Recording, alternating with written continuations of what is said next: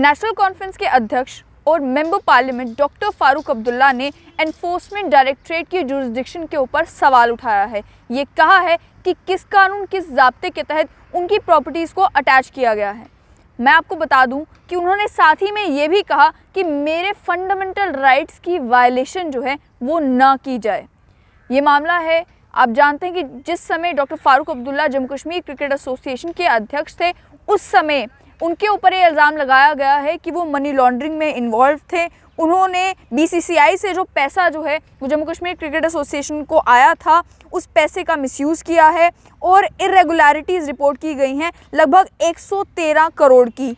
ये भी उनके ऊपर इल्ज़ाम लगाया गया था कि उन्होंने लार्ज कैश विड्रॉल्स किए हैं, पैसा जो है वो जम्मू कश्मीर क्रिकेट एसोसिएशन के खातों से निकलवाया है और लगभग 25 करोड़ रुपए जो है कैश विड्रॉल की हैं। और ये भी उनके ऊपर इल्ज़ाम लगा कि जिस समय वो जेकेसीए के अध्यक्ष थे, उन्होंने अपनी पावर का मिसयूज़ किया है इन फंड्स को साइफन ऑफ करने के लिए।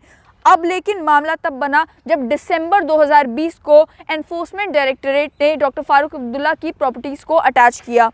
उन्होंने उनका उनके 3 घर और एक कमर्शियल बिल्डिंग जो है श्रीनगर में, बारामूला में और जम्मू में उन प्रॉपर्टीज़ को अटैच किया। उसके अलावा जो लैंड है डॉक्टर फारूक अब्दुल्ला के पास अलग अलग जगहों पर, उसे अटैच किया।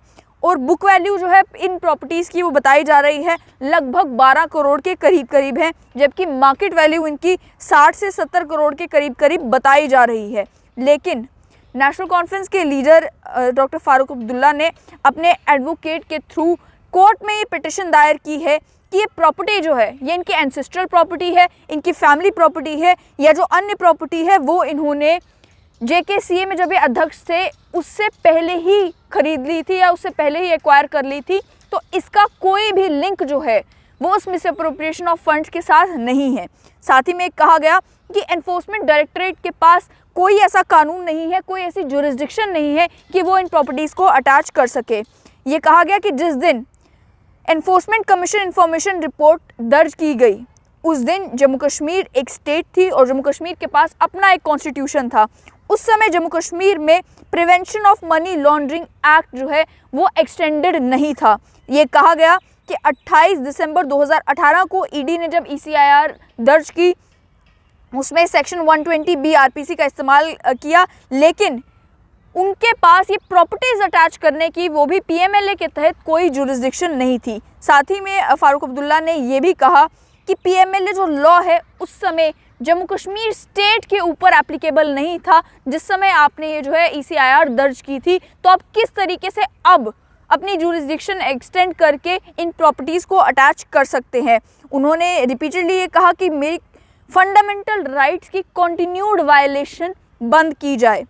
उसके अलावा ये भी कहा गया कि जो प्रॉपर्टीज़ हैं डॉक्टर फारूक अब्दुल्ला के पास, उन्होंने कोर्ट के सामने पेश किया कि ये प्रॉपर्टी या तो एंसेस्ट्रल है या उस समय एक्वायर की गई हैं जब वो जेकेसीए के अध्यक्ष नहीं थे, यानी कि उससे पहले ही ये प्रॉपर्टीज़ उनके पास थी। तो इसका और जेकेसीए के जो मनी लॉन्ड्रिंग केस उनके खिलाफ बनाया जा रहा है, इन दोनों चीज़ों में कोई भी लिंक नहीं है। लिंक इस्टेब्लिश करने की कोशिश ना की जाए और ईडी अपनी जुरिसडिक्शन को एक्सटेंड ना करे, ये सारी बातें कही गई। अब हम आपको बता दें कि मामला आखिरकार क्या था।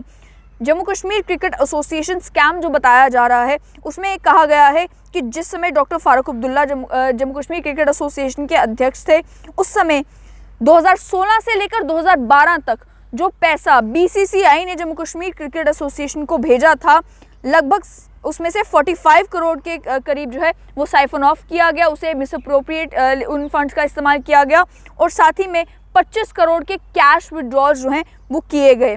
टोटल 109.78 करोड़ जो हैं बीसीसीआई ने भेजे थे जेकेसीए को और ये कहा जा रहा है कि लगभग 100 से ज़्यादा करोड़ का जो है धांधली वो डॉक्टर फारूक अब्दुल्ला की अध्यक्षता में जेकेसीए में हुई है।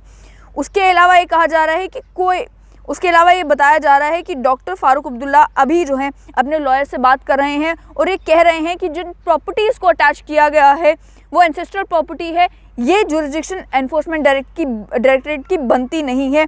लेकिन एनफोर्समेंट डायरेक्टरेट जो है उन्होंने उसके बावजूद भी इन प्रॉपर्टीज़ को अटैच किया है। तो फिलहाल खबर यही है कि डॉक्टर फारूक अब्दुल्ला ने तो कह दिया है कि एनफोर्समेंट डायरेक्टरेट की जुरिसडिक्शन नहीं बनती। अब आप आगे देखना ये है कि जब इन्वेस्टिगेशन आगे बढ़ती है, इन्वेस्टिगेशन के दौरान क्या कुछ निकल के आता है, क्या सच में डॉक्टर फारूक अब्दुल्ला जो हैं वो 100 करोड़ की इस धांधली में एक इंटीग्रल पार्ट थे, इस धांधली में इन्वॉल्व थे, और अगर थे भी तो क्या तब ईडी इनकी प्रॉपर्टीज़ को, जो एंसेस्ट्रल प्रॉपर्टी है या ये जो प्रॉपर्टी उन्होंने एक्वायर की है जेकेसीए का अध्यक्ष बनने से पहले, क्या उन्हें अटैच करने की जुरिस्डिक्शन एनफोर्समेंट डायरेक्टरेट की बनती है?